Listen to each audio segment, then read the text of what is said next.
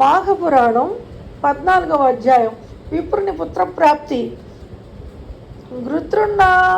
గృతృణమద మహర్షిని చూసి జన్నముని ఇట్లని, మహర్షి, మాఘమాస వ్రతమును చేయుటచే మానవులకు జ్ఞానమోక్షములు కలుగున నా సందేహమును తీర్చమని అడుగగా జన్న మహర్షి ఇట్లనెను, జన్నముని వినుము. మాఘమాస వ్రతము ఆచరించుటచే ప్రాణికి ఇహలోక సుఖములు పరలోక సుఖములు కలుగును, వారి కష్టములు తీరును. అందుటచే సంతుష్టుడైన మానవుడు ఇంకను హరిప్రీతికరములకు వ్రతములను ఆచరించి జ్ఞాని అయి సత్కర్మలను ఆచరించి ముక్తినందును. అట్టి కథనొక దాన్ని చెప్పేదని వినుము అని ఇట్లు పలికెను. పూర్వము గంగా తీరమున బ్రాహ్మణుడు ఒకడుండెను.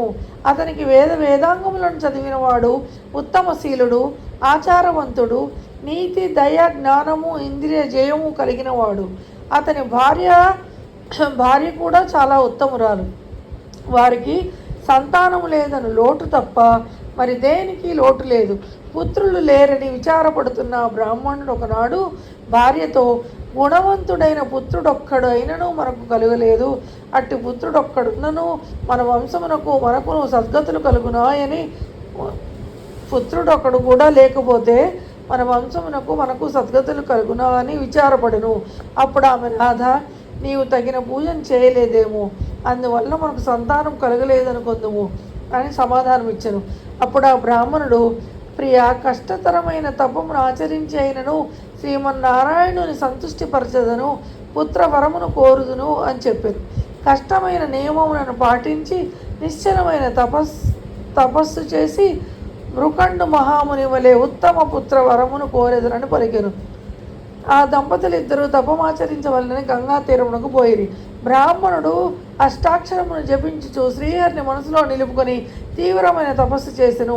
కొంతకాలమునకు శ్రీమన్నారాయణమూర్తి ప్రత్యక్షమయ్యను.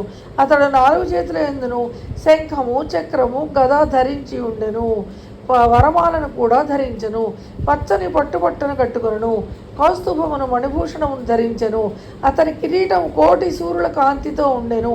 శాంతి భూషితమైన ప్రసన్నత కల శ్రీహరి ముఖము మకర మండలముల కాంతితో మరింత శోభాయమానముగా ఉండెను.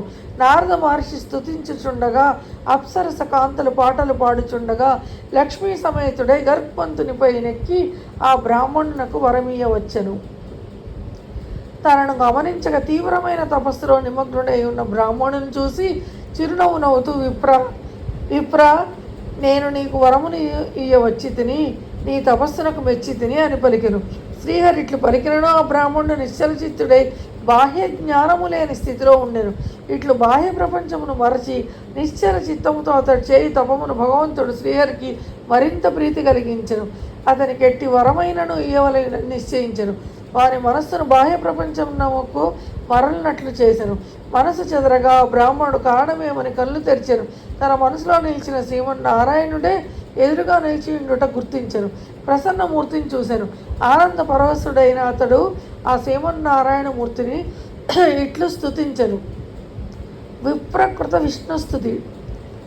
నమస్తే దేవదేవేశ, నమస్తే భక్తవత్సల, నమస్తే కరుణాంసే, నమస్తే నందవిక్రమ, గోవిందాయ సురేశాయ, అచ్యుతాయ వ్యయాచ, కృష్ణాయ వాసుదేవాయ, సర్వాధ్యక్షాయ సాక్షిణే, లోకస్థాయ హృదిస్థాయ, అక్షరాయాత్మనే నమః, అనంతాయాది బీజాయ, ఆధ్యాయాఖిల రూపిణే, యజ్ఞాయ యజ్ఞపతయే, మాధవాయ మురారయే, జలస్థాయ స్థలస్థాయ, సర్వగాయామలాత్మనే, సచ్చిద్రూపాయ సౌమ్యాయ, మనస్రాఘన్యనాశినే నమః, కాలాయ కలయే కామితార్థప్రదాయ చ, నమో దాంతాయ శాంతాయ విష్ణవే జిష్ణవే నమః, విశ్వేశాయ విశాలాయ వేదసే విశ్వవాసినే, సురాధ్యక్షాయ సిద్ధాయ శ్రీధరాయ నమో నమః,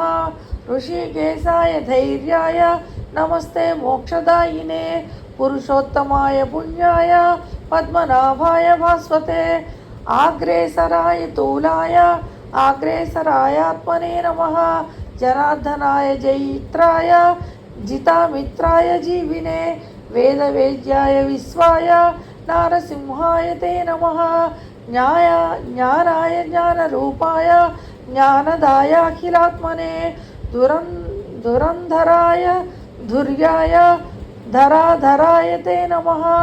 నారాయణాయ స్వరాయ రాక్షసానీకవైరిణే గుహ్యాయ గుహ్యపతయే గురవే గుణధారిణే కారుణ్యాయ శరణ్యాయ కాంతాయామృతమూర్తయే కేశవాయ నమస్తేస్తు నమో దామోదరాయ చ సంకర్షణాయ సర్వాయ నమస్త్రైలోక్యపాలినే భక్తప్రియాయ హరయే నమస్సర్వార్తినాశినే నానాభేద విభేదాయ నానారూపధరాయ చ నమస్తే భగవాన్ విష్ణు పాహి మాం కరుణాకర.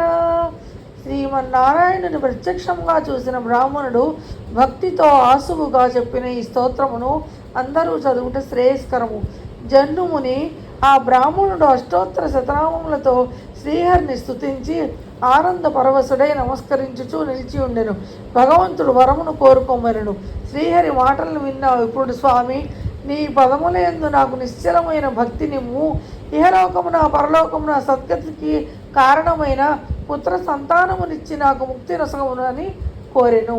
శ్రీహరి నీవు కోరినట్లే వరమునిచ్చి తిని నీవు చెప్పిన ఈ అష్టోత్తర శతనామ స్తోత్రమును చదివిన వారికి నేను శీఘ్రముగా ప్రసన్నుడను అగుదునని పలికి అంతరార్థానము అయ్యను. బ్రాహ్మణుడు నష్టద్రవ్యమికి లాభం నందిన వాని వలె సంతసించుచు తన ఇంటికి చేరును. కొంతకాలంనకు వారి భార్య గర్భవతి అయ్యను. కుమారుడు కలిగను. పుత్రుడు కలిగినందుకు ఆ బ్రాహ్మణులు మిక్కిన ఆనందించను. కొంతకాలంనకు నారద మహర్షి వారి ఇంటికి వచ్చాను. భార్యను చూసి వీరి ఆయుర్దాయము 12 సంవత్సరములని చెప్పాను. తన దారిన తాను పోయాను. ఆ బ్రాహ్మణుడు నారదుని మాటలను తలుచుకొని విచారమగ్నుడయ్యను. వారి భార్య బాలుని ఒడిలో కూర్చుండబెట్టుకుని వారిని మూర్చుచు కన్నీరు కార్చుచు నిట్టూర్పులు విడుచుచుండెను. విచార వదనముతో ఆహారమును తీసుకొనక విచారపడుచుండెను. నాథ, నీవు తీవ్ర తపమునర్చి వరముగా నీ పుత్రుని పొందితివి. చంద్రుని వలె సంతాపమును కలిగించు ఈ కుమారుడు 12 సంవత్సరములు జీవించి విద్యాభ్యాసము చేయుచు మరణించును కదా. నేను ఈ పుత్రశోకమును ఎట్లు సహింపగలను అని భర్తతో పలికెను. ఇప్పుడు భార్య మాటలను విని బాధపడుచు ఆమెను ఓదార్చ నిశ్చయించెను. ఆమె నోరడించుచు ఇట్లని, ప్రియా దుఃఖింపకము. దుఃఖము శరీరమును బాధించును. నీ దుఃఖమునకు తగిన కారణము లేదని పొందును. మృత్యువు తప్పనిది, అది ఎవరినీ విడువదు. మన పుత్రుడు 13వ ఏట మృతినొందునని ఇప్పుడు దుఃఖించుచుండివా? నీకును నాకును ఎప్పటికైనా మృత్యువు తప్పదు. మనము మరణించిన తర్వాతనైనాను మరణింపక తప్పదు కదా. మరి ముందు వెనుకల వయస్సునకు కలదు కానీ మృత్యువునకు లేదు. కావున నీవును శోకింపకము. జరగవలసినది జరుగక తప్పదు. అట్టిచో నీకు విచారమేలా? నీవు దుఃఖించినను కానున్నది కాకమానదు అనగా నీ శోకము నిష్ప్రయోజనము. ప్రతి ప్రాణియు తాను చేసిన కర్మను అనుసరించి జన్మించును, మరణించును. కనిపించినది నశింపక నిల్చునా. కావున శోకింపుము అని ఆమె నోరడించెను. మరియు నిరర్థకమైన దుఃఖము విడువు. శ్రీహరిని పూజించి పుత్రుని మరణ భయమును పోగొట్టుము. నీవు ధైర్యంగా ఉండుము అని పలికి మరల గంగా తీరము చేరి నియమనిష్టలతో శ్రీహరిని సర్వోపచారములతో పూజించుచుండెను. శ్రీహరి అష్టాక్షరీ మంత్రమును జపించెను. శ్రీహరి వారిని నిశ్చల భక్తికి ప్రీతి చెంది ప్రత్యక్షమయ్యను. బ్రాహ్మణుడు శ్రీమన్నారాయణునకు సాష్టాంగ నమస్కారం చేసి నిలిచి ఉండెను. మాఘపురాణం 14వ అధ్యాయం సంపూర్ణం.